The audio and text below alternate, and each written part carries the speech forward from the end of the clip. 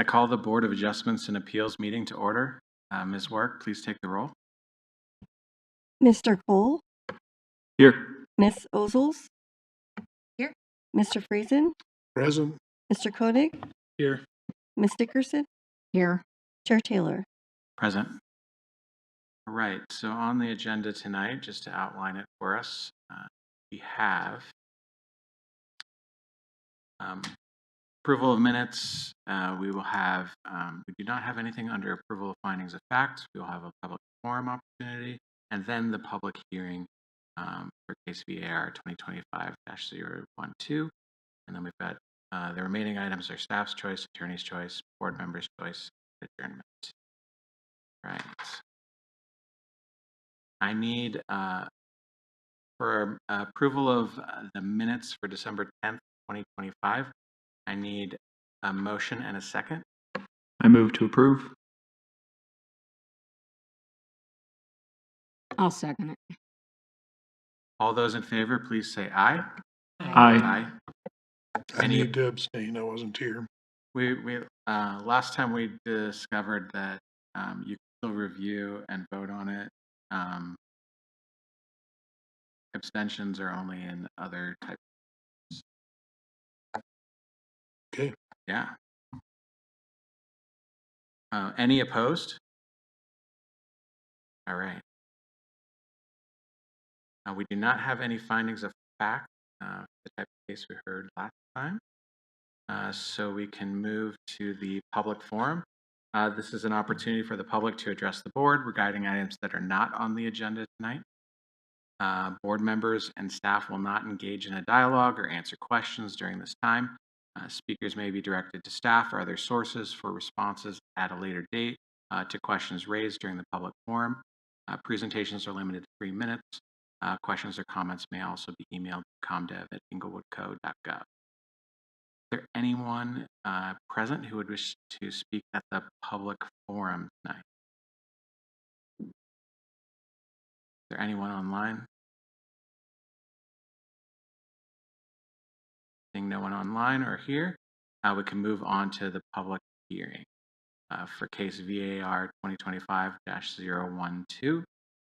The case procedure, there are 6 members present. Therefore, 5 votes or affirmative votes are required to grant a variance or appeal. The board is authorized to grant or deny a variance by Part 3, Section 60 of the Englewood City Charter.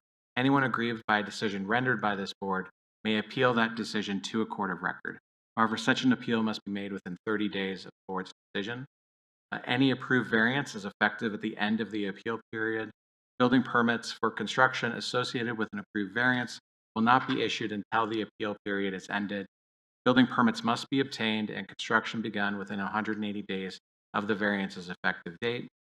Procedure for this meeting is that the case will be introduced and an overview be given by staff. The applicant will be given the opportunity to present their request and the reasons the variance should be granted. Proponents will be given an opportunity to speak. Any opponents will also be able to address the board. And then if needed, staff will be able to address the board again.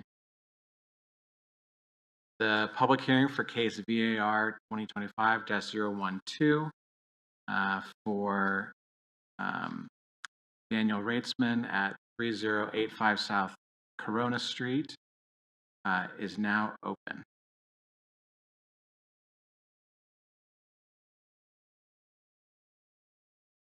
I have verification of publication and posting for this subject property. It was also emailed to us earlier today, but I'll pass it around to make sure we all get a chance.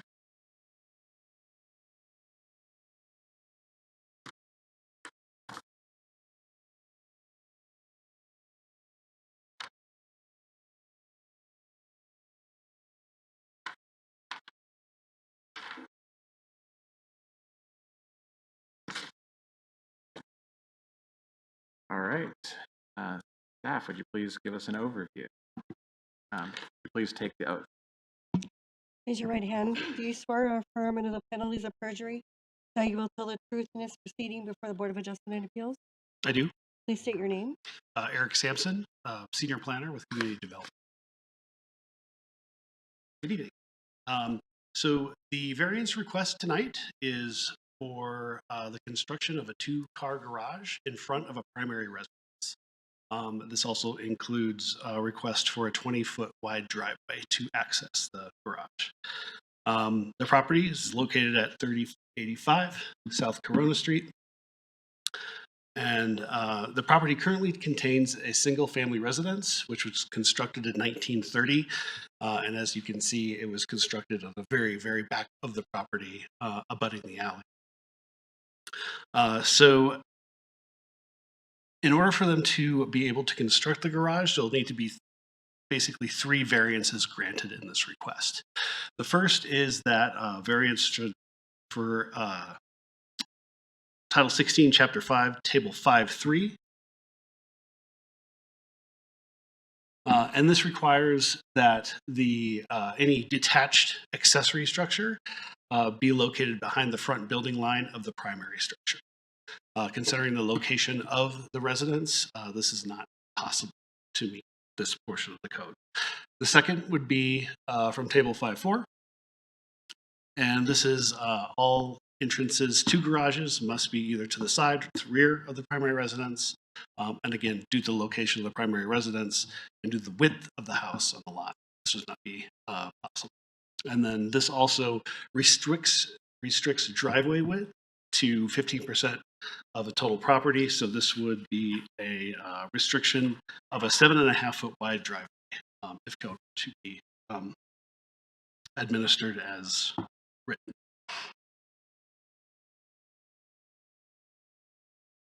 This is basically kind of an overview of the property on what the project looked like.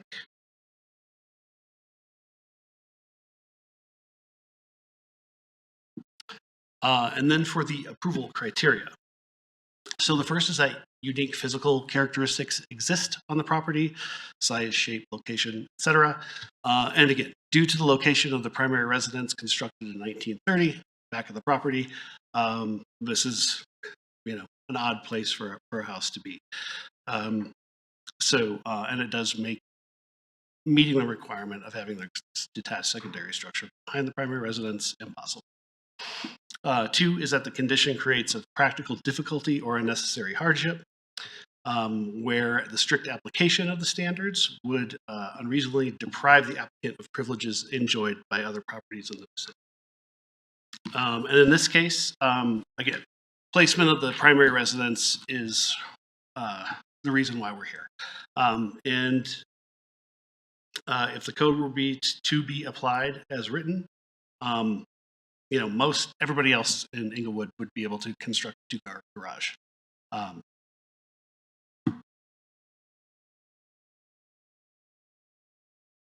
And then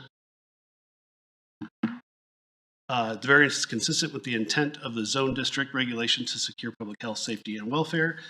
Staff does not believe that the approval of this variance will adversely affect the intent of the R1C zone district. For item 4, the variance will not permanently impair the use or development of adjacent conforming properties. Staff does not believe that approving this variance will have any adverse impact on neighboring properties. And finally, that the variance is not a self-imposed hardship. And again, due to the location of the primary residence, which was not built by the owner, this is not a self-imposed difficulty or hardship.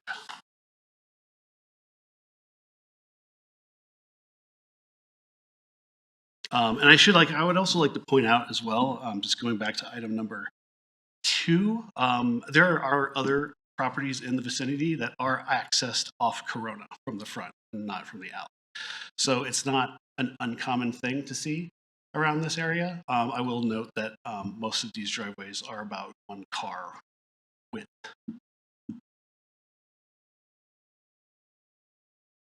Does anyone have any questions for staff this time? I've got a couple. I don't see anything on the drawings as far as the front setback of where the garage is proposed. I see the side setback. I don't see anything noted for the front. It's really hard at the yellow line. Right off the. Yeah, but it's not dimensioned. And I think it's a 20-foot setback. 20-foot setback.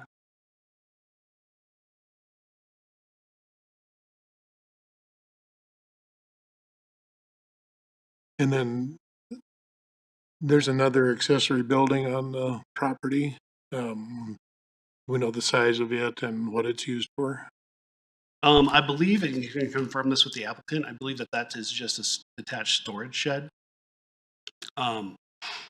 Which anybody is allowed to have 2 detached structures on their property. So we didn't have concerns.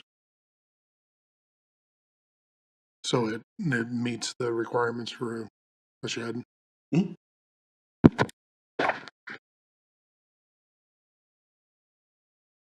Do I see questions over here? Yeah, I heard some of that. Seems to me when I was reading some of your packet, you said no changes had been made to the property. But it does appear that that shed or whatever it was intended as a one-car garage. I believe there's an attached one-stall garage. You mean back behind that shed? I mean, yeah, yep. But it seems to have occurred, that shed has to have been put up while they bought it. I mean, after they bought it. We don't know when the shed was put there. Well, you said there'd been no changes to the property to date, but it was listed as a garage. I mean, you Or a can parking clarify area, with the applicant, So, but that is not something that is the subject of this variance request. why is it on the north side of the property and taking up almost entirely the whole lot? That would be something you'd have to ask the applicant. How much setback is it from the south property line, the driveway? That I don't know. From the north, it's 3 feet. What? From the north, it's 3 feet. No, I meant from the south. That's the only strip that has, it appears that trees have been taken down too. The setback from the south side of the property would be 3 feet. So the proposed garage is well outside of setback. I'm not seeing that. It looks like you've got 22.5 feet of width. How wide is the property? 50 feet. That's the question I had about the lot width. Is this a pretty standard lot width, 50 feet for Yes. the area? Yeah, 50 by 125 is standard. And then what would this do to the impervious surface coverage for this property? So when the applicant applies for a building permit, they will need to do a stormwater runoff report with the Public Works Department, and then provide any sort of necessary drainage that is required by. So is there anything related to total impervious coverage in the zoning code anymore? Not that I am aware of off the top of my head. If the property were not alley served, would there be any limitation on the driveway width based on percentage of lot frontage? I do not know that off the top of my head. I believe the only portion of the code I'm aware of that restricts the size of the driveway is the one that is alley served, table 5. So the line right below it is not necessarily pertinent.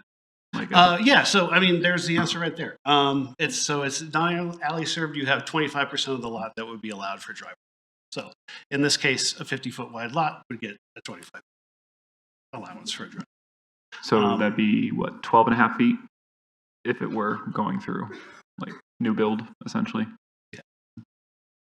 Is there any argument to be made for that being a limitation? Like, that is certainly a discussion that the board can have. okay, thank you.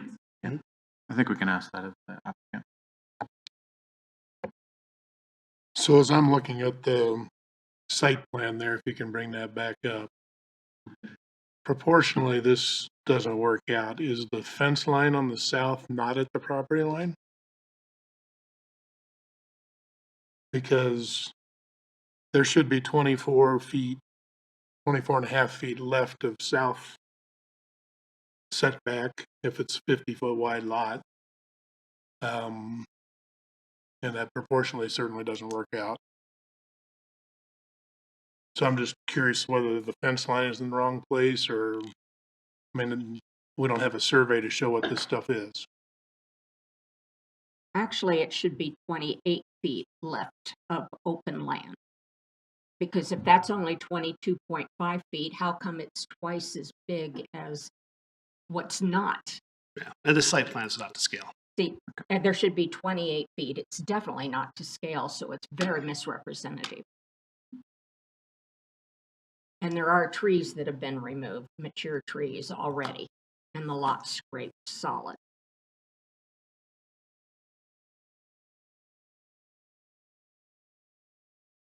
Are there any questions? More questions for staff?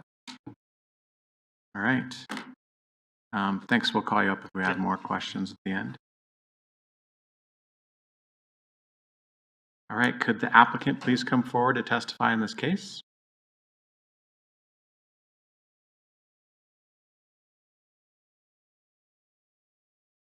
Could you both please state your name and address the secretary who will administer the oath? Daniel Raetzman. Natalie Robita. Do you swear or affirm under the penalties of perjury that you will tell the truth in this proceeding before the Board of Adjustment and Appeals? I do.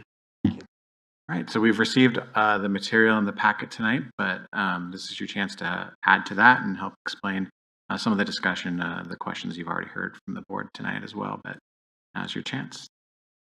So I purchased the property a couple of years ago, and when we bought it, this is not a scale representation of what we're trying to build, so it does look bigger than what will happen with the property. But the house, and I'm also very sorry, I'm directionally challenged as to where the north, south, east, west is on that photo, but the house is in the back of the property, and if you see kind of up by those trees, that's where the single garage is at this time. So that's where we can access it from the alley. The shed that is in front is a 10 by 10 structure, so that's just a separate storage shed on that. We would like to build the garage in front. It is a double lot, so the house was built on the 3-foot perimeter in the back. So the garage going in front, that's the only place we could put it. And there are other properties that have garage access from the front. We would not like to change anything with the sidewalk or anything with that access for our request. Okay. Are there any questions from the board for the applicant? I guess I'd like to repeat my questions. Yeah, go ahead. Yeah. When did you remove the trees? There was one tree in front of the property right where the garage is, and that was dead when I purchased the house, so it had to be The removed. large mature tree? Yeah. And what was the other one that looked like a tree? There was only one tree on the property when I purchased it. Okay, that's not what the pictures show. On here? pic- What other tree?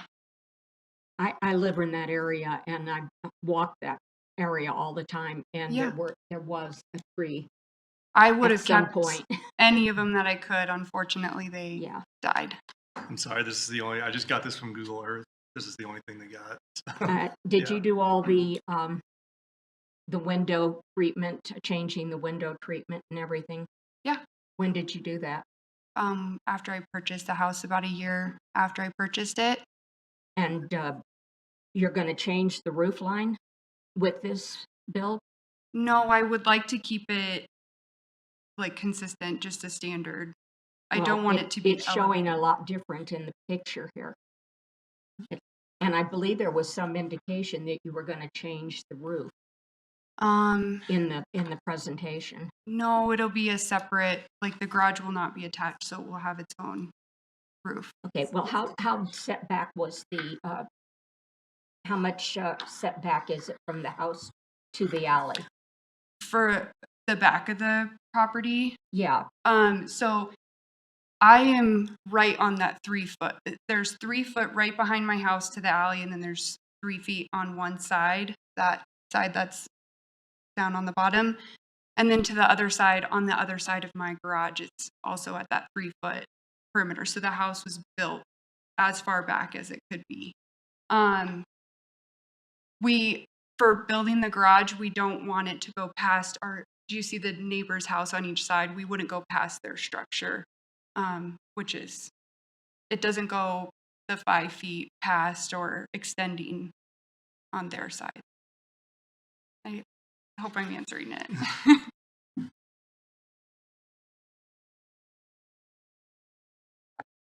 We have Do any you, more do questions? you guys have a survey of the site?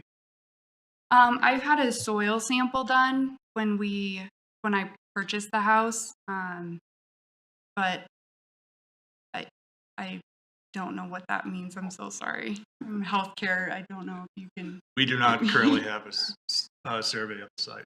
Yeah, so we're having trouble with the scale of the drawing and Okay. really understanding what we're trying to approve Yeah, here, Yeah.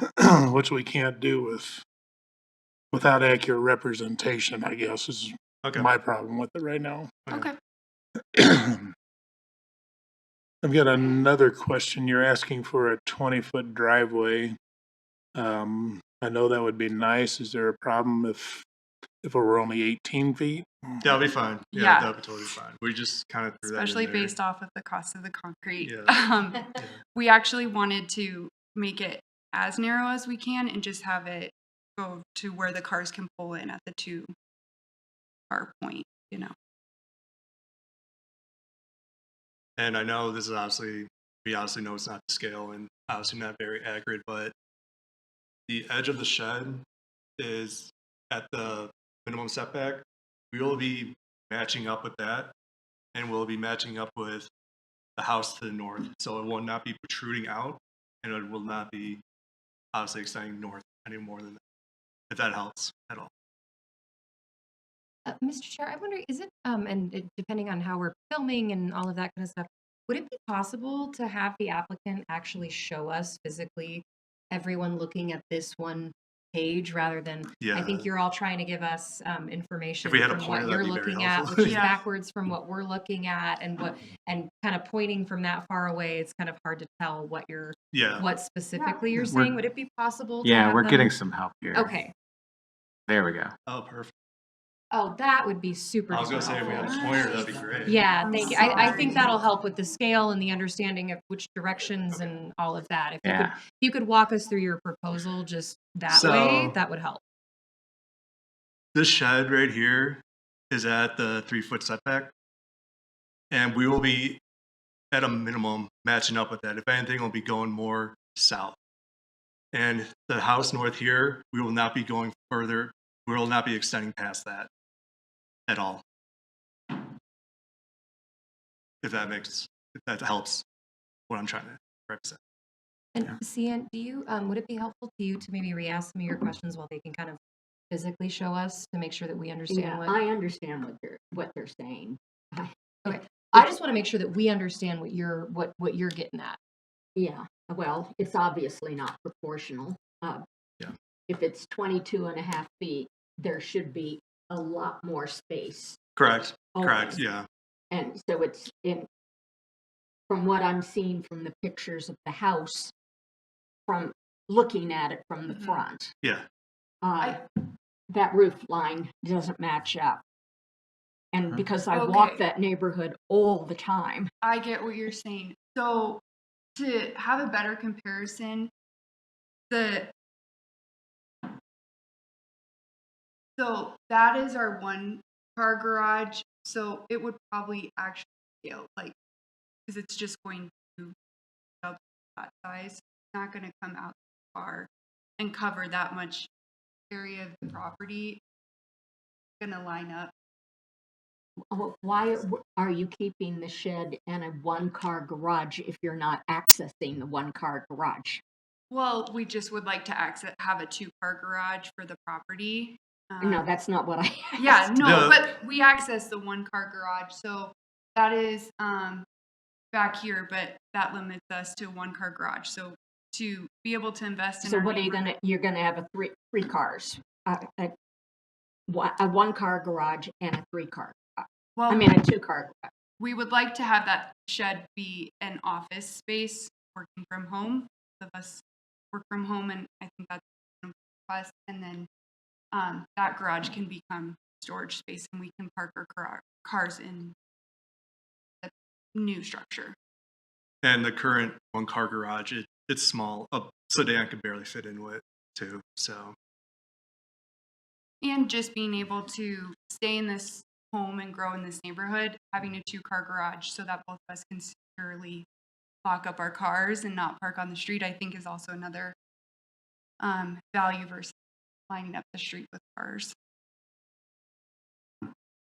So the actual physical structure is going on what's currently marked as the gray driveway. Yeah, like So that's where you're actually putting the physical structure. The driveway itself is the rest of it. this would So- be the driveway access to the street. And Okay. then this structure. Because I admit I was a little confused Yeah. in terms of the shed. It seemed like you were trying to advocate for doubling the size of the shed and having that driveway lead up to it I get because that. there's no secondary structure actually put onto this. Yes. So okay. All right, got it. So the Yes. secondary structure goes on what is currently in this as a driveway. Yeah, right here, and then drive this area. So this, sorry, my hand is so shaky. No, It you're will good. not. No, you're doing great. You're it- doing great. We're just trying to get on the same page. You're doing Yeah, great. this area right here will not have any. That will be the driveway Got it. access. Okay. Yeah, I think the diagram is very confusing. Okay. So, sorry. yeah. No, you're. Yeah. Hey, it happens. It's Yeah. totally good. That's why we're just trying to figure it out. So. Yeah.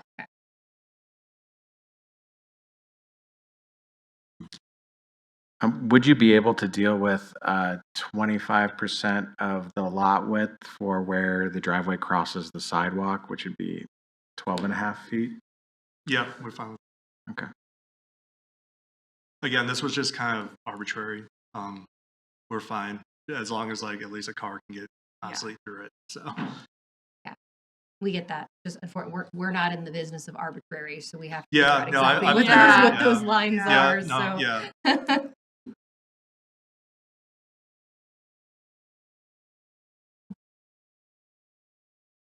Do we have any more questions? All right. Thank you very much. Yep, thank you. I actually have 2 questions for staff. That's okay. We can do that after I ask if anyone's actually here for the record. Yeah, we'll get there. Are there any persons present who wish to speak in favor of this request? Seeing no one. Are there any persons present who wish to speak in opposition of the request? I also see no one. Nope, nobody's online as well. All right, no one's online. And all right, I believe staff has additional question, or we have additional questions for staff. Hi, thank you. This may be more building code specific, so feel free to kick it back. But is there any limitation between or setback requirement between auxiliary structures, like the temporary shed to the primary structure to the garage? Is there any codified relationship between those 3? I believe in the new code, there's 10-foot setback requirement. Okay, so granted, part of this is to be corrected through a proper site plan, but they would have to have the garage 10 foot off of that shed. Right, and I just want to clarify the 10-foot part. It's required to be 10 foot. If it's closer than that, then the building department does require like a higher firewall rating and items. Understood. And then through the building permitting process, they would have to submit a proper site plan, correct? Yes. Thank you. I have a question Yeah. for staff. I think we looked at it earlier, table 5.4, alley served, non-alley served. We go back to that. So there's on the non-alley served, there's like a 25% and a 40%. Can you help me understand those in the context of this request that the applicant is making? I can be more specific if you want. But Yes, please. Okay, so basically, the 40% would make the width need to go down to 20 feet, down from 22.5 feet. But this is saying if it's behind the front building line, but in this case, we're doing a request. The whole reason we're here is because of the front building line issue. So I'm wondering if we could even approve a 22.5 foot, if we'd have to bring it down to at least 20 foot with this variance. Does that make sense with this table? So for driveway width, Yes. Eric, would you like me to explain what all that means? Sure. You can I guess before you do, though, can you please swear in Brian? Yeah. Do you swear or affirm under the penalties of perjury that you will tell the truth in this proceeding before the Board of Adjustment and Appeals? I do. Please state your name. Brian Isom, planning manager. So that second row in that table, what it's geared towards is forcing front-loading, front-facing garages further back on the property when they're attached to a house. So if you have access only from the street, the intent is to push that garage further back by giving you a bonus, the ability to have a wider garage door by pushing your garage further back on the lot. I was born and raised in Texas, and we have these things that are called snout houses, where the first thing you see is that garage. You don't actually see anybody's front door. Front door is normally an entire garage behind the house. So these kind of regulations came out of that kind of development, and it really is to limit garage doors that face the street when you only have street access. Got it. Understand now. So it's the garage width. I was thinking the driveway width. So thank you for that. I believe it's actually the garage door that's in this table. Is that not correct? Yeah, we do the 25% and the 40% on the right-hand column. We measure the width of the garage door. So if you have two separate garage doors, we measure them independently. And then the 25% on the left-hand column, or in the middle column, is actually the width of the driveway. Got it. I understand now. Thank you. Are there any additional questions for staff? All right. Seeing none, I will back to my script here. I will now close the public hearing.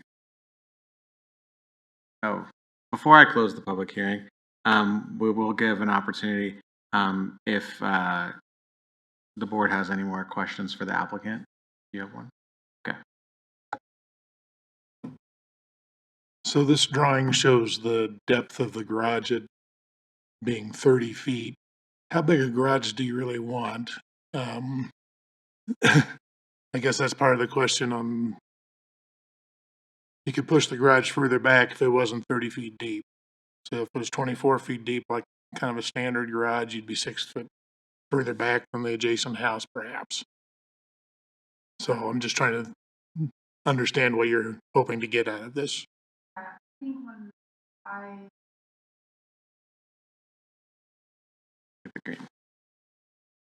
that one. Okay. Yeah. So I think when I was putting together to submit this, I wanted to propose kind of the biggest structure that we could put there and hope to approve, ask for more and get less. So if that is something that we need to adjust to be more to a standard 2-car garage, that is fabulous. I just wanted to kind of ask for this. The property is a double lot, so I just wanted to take advantage of that space and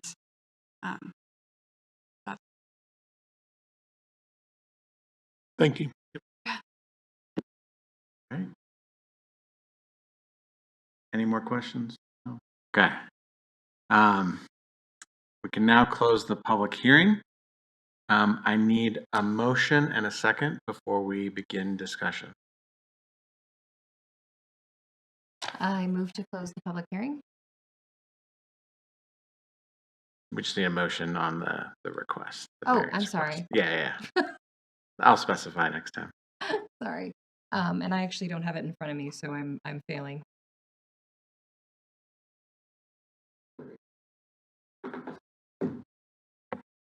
I move that we approve the 3 variances requested for the reasons outlined by staff. All right. Do we hear a second? Second. Okay, discuss this.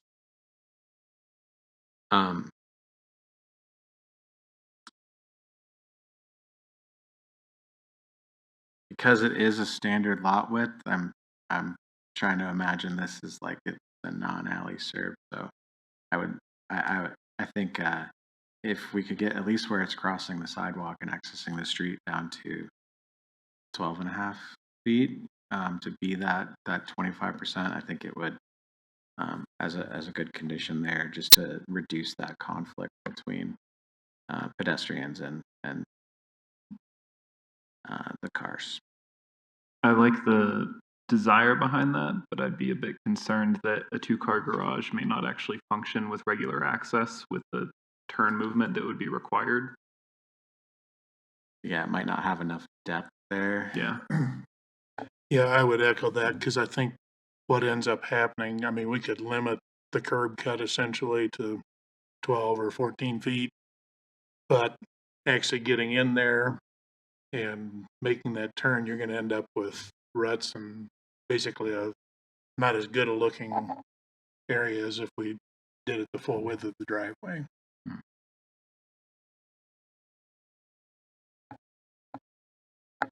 I guess my thoughts are that conceptually I'm okay with doing the garage. I mean, the hardship exists.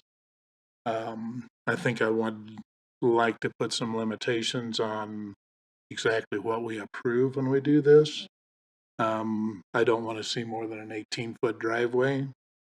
I don't want to see more than a 22.5-foot width of the structure, which would end up then being 24.5 feet from the south property line.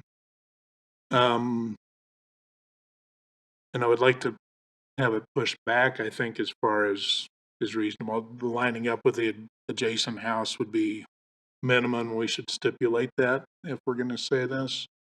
I also wonder about encroaching onto back to the storage building and actually pushing the garage another 5 feet back.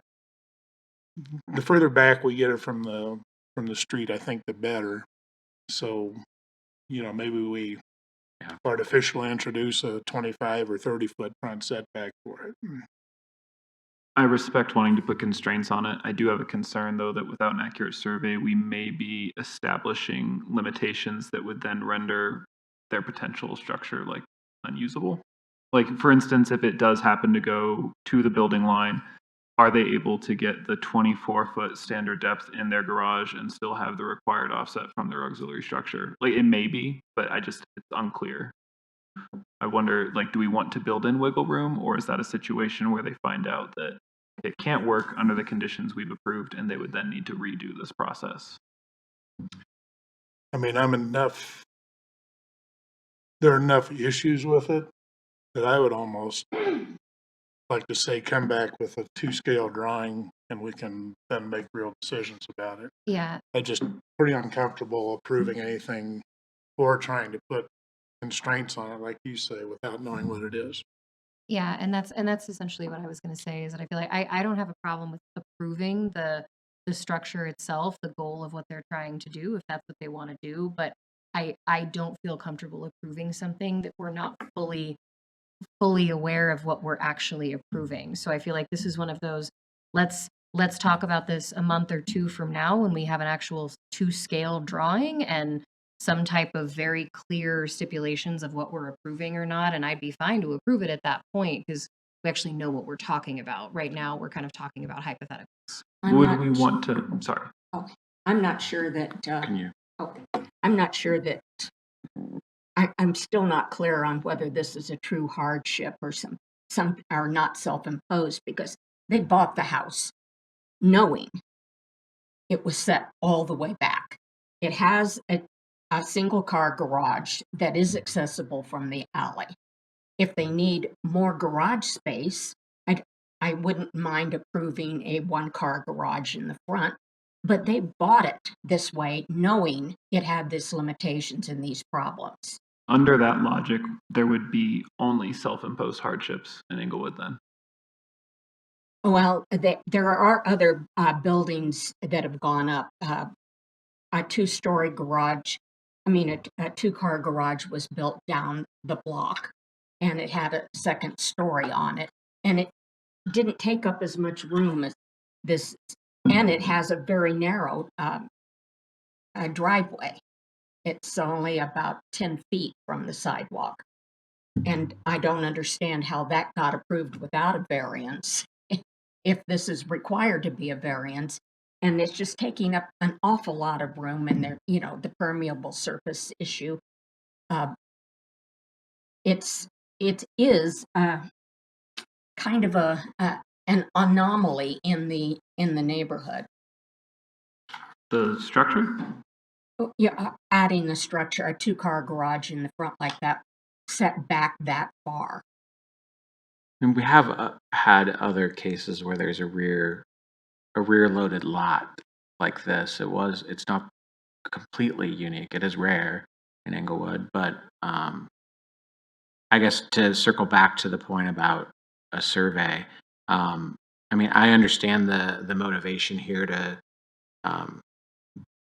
try to understand what variance they can get before they put in that additional cost for the survey or the design. I appreciate that because that is an additional cost with an unknown here with us. Could we offer a conditional approval? I think we can table, but that isn't that great for the amount of time.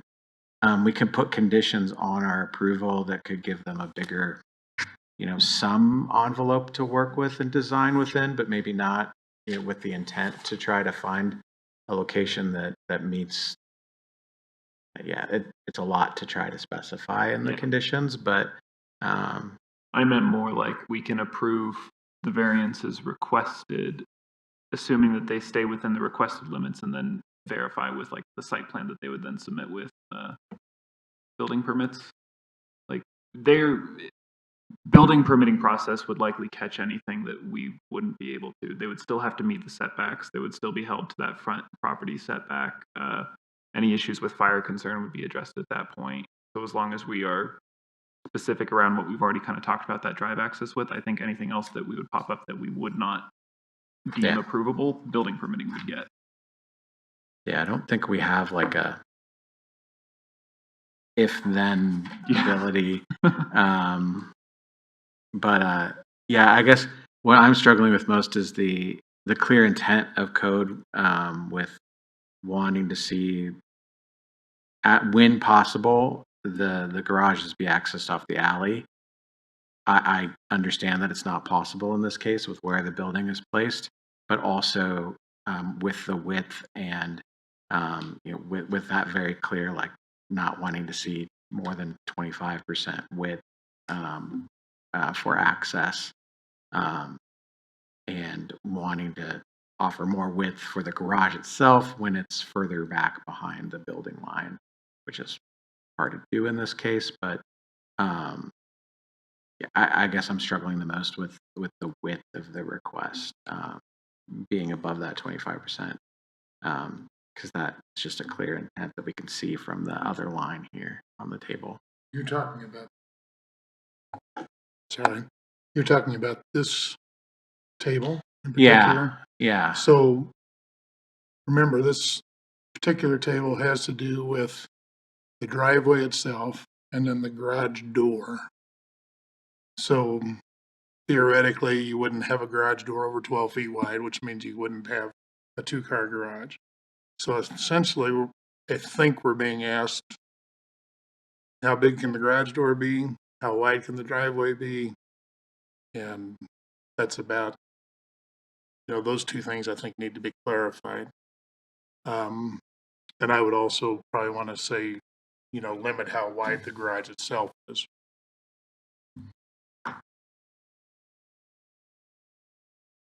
Would you be okay being flexible on the depth?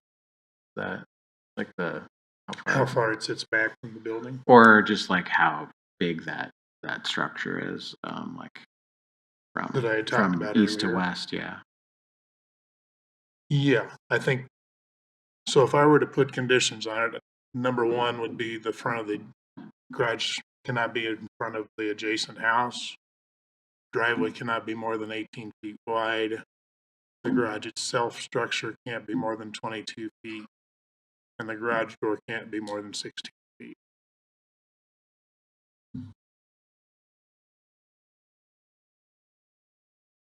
All right, let me write those down. Can there be 2 garage doors? 8 foot and an 8 foot? Yeah. It's a total of the 16 feet.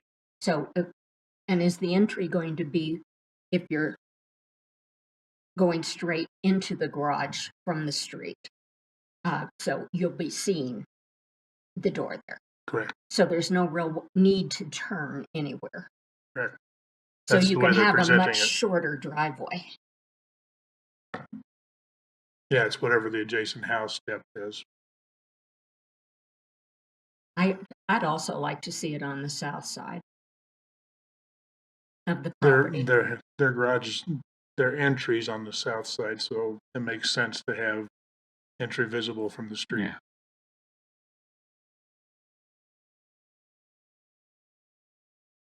You had the garage itself. So if I were to put 4 stipulations on it, number one, the front of the garage cannot go in front of the adjacent house to the north. The driveway width cannot be more than 18 feet. The garage structure cannot be more than 22 feet, north-south. And the garage door, whether single or tandem, can't be more than 16 feet. And it'll be east facing. It'll be what? The door will be east facing, the garage door. Is Yes. east facing. I don't think we need to specify that That's much. the way they've got it shown on the drawing. And how long was the driveway going to be? We However didn't far keep that house sets dimension. back, adjacent house. Yeah, it was going to be aligning with the principal structure to the north, Right. which we don't have a great dimension on. But it could be set farther, but no closer.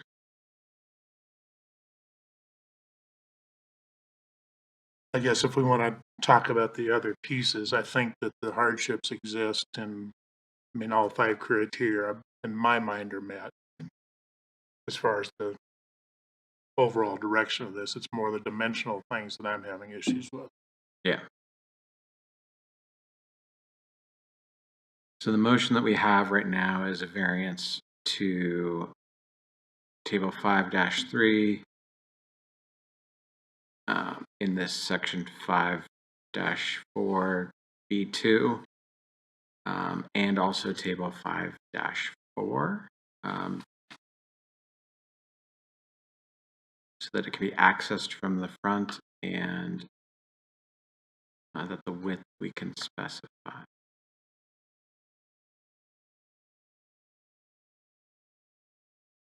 So that's the motion we have now. Do we need to make a friendly amendment to that? I would move to amend this so that we're approving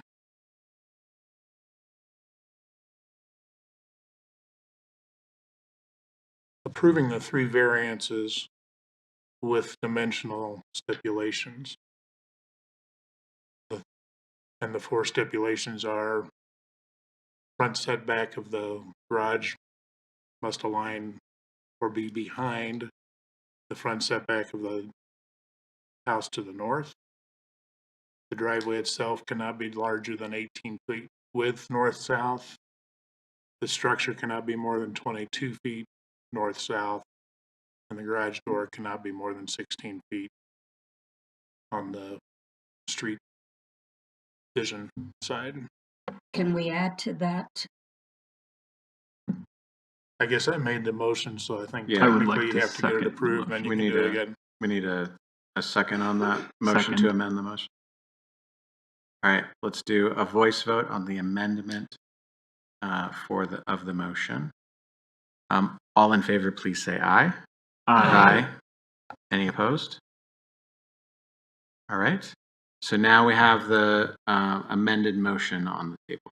And I would like to move that our friendly, Just move to amend. okay. I'm not quite sure what to do. I just said another friendly amendment to your amendment, because what I'd like to do is see all of that before we approve it.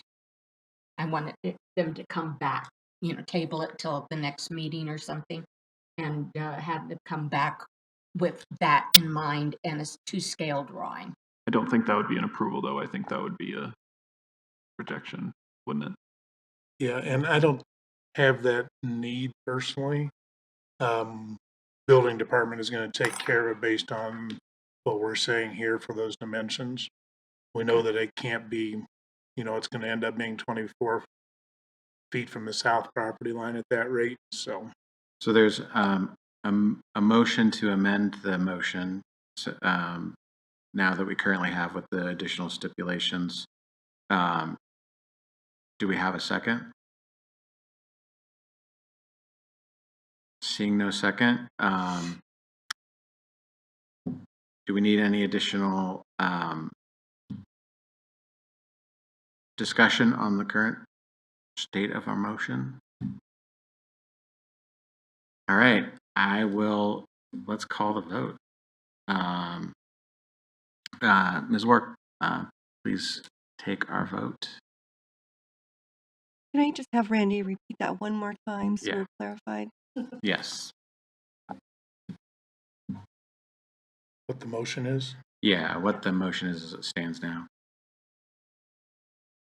The motion was to approve the 3 variances with stipulation that the garage must be set back at least as far as the adjacent property to the north.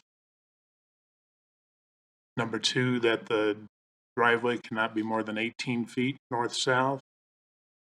Number 3, that the garage cannot be more than 22 feet north-south. And number 4, that the garage door in combination of 1 or 2 cannot be more than 16 feet. Thank you. Mr. Cole? Aye.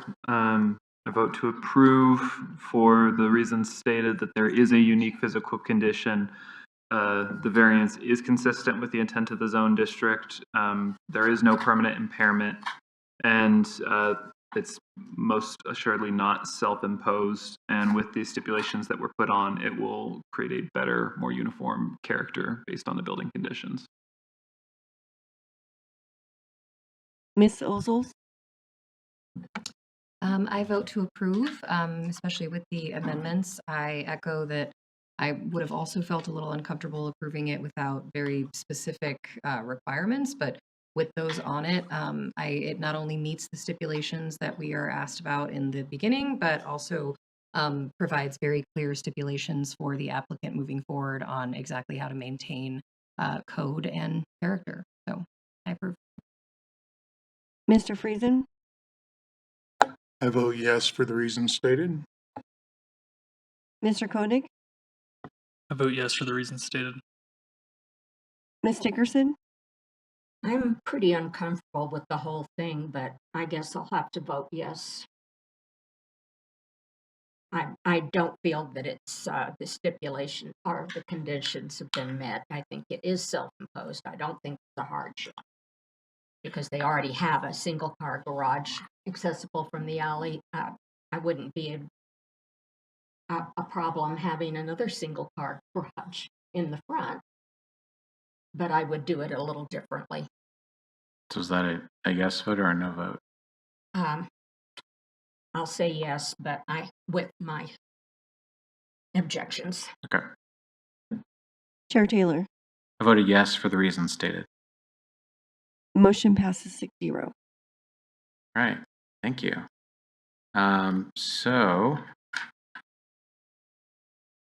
We are at the point in our agenda for, let me get back up to that page. Staff's choice. Anything tonight? We do have a work session or study session scheduled with council for March 9th for the short-term rental waiver discussion. I apologize. It took me a while to get that one scheduled. We have quite a few in the next coming month, but March 9th. And if it gets moved, we'll let you know ahead of time. Would it be helpful to have any of us there, or just? I mean, you're always welcome to go to council meetings. Right. If I think what might be more helpful is following the study session when there is going to be a code amendment. That might be the more impactful. Okay. Place. Thank you. What time is that study session on the 9th? Because I would like to attend that. I want to make sure I put it in my calendar. Let me double check the time. It's either, I think they're usually at 6. Just let me double check that and I can get that information for you. Thank you so much. Appreciate it. Sure.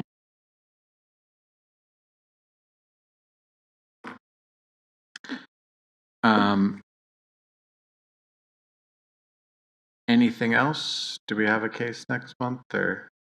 Just to answer that question, the study sessions generally do start at 6 p.m. Sometimes they run a little bit longer. That would be a second meeting of the month.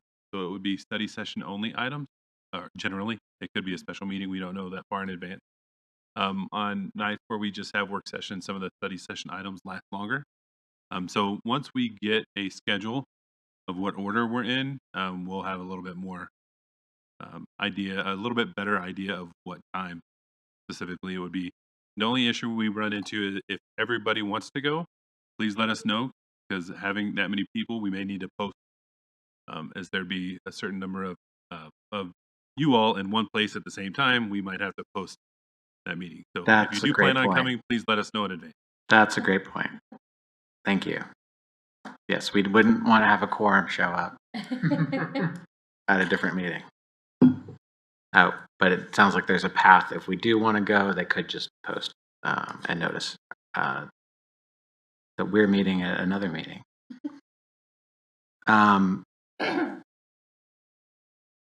Anything additional for staff's choice case next month? No? Okay. Attorney's choice, I think, was next on the agenda. Nothing other than what we've already discussed. All right, thank you. And then anything for board members' choice? Yes, I have one thing. We were talking about, I know staff was thinking about wanting to move the meeting to 6 o'clock. And I didn't know where that was going. And it was mentioned sometime. Well, we moved it up from 7 to 6:30, I think was the discussion. I know, but is it a problem? I mean, I know some people said, why aren't we just doing it at 6? I got confused and showed up at 6. So there was no place to sit. So I was cross-legged on the ground. I don't remember that. That discussion. I think at the time we just did a compromise and settled on the 6:30. Yeah.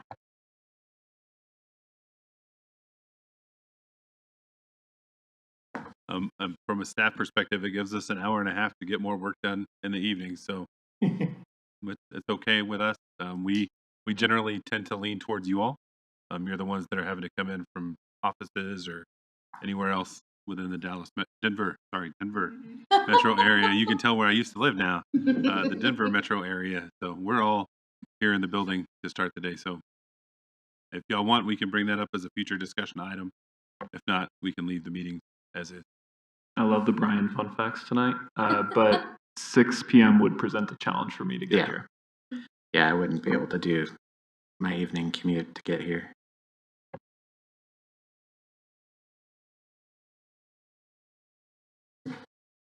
All right. Let's move to adjourn. Thank you, everyone.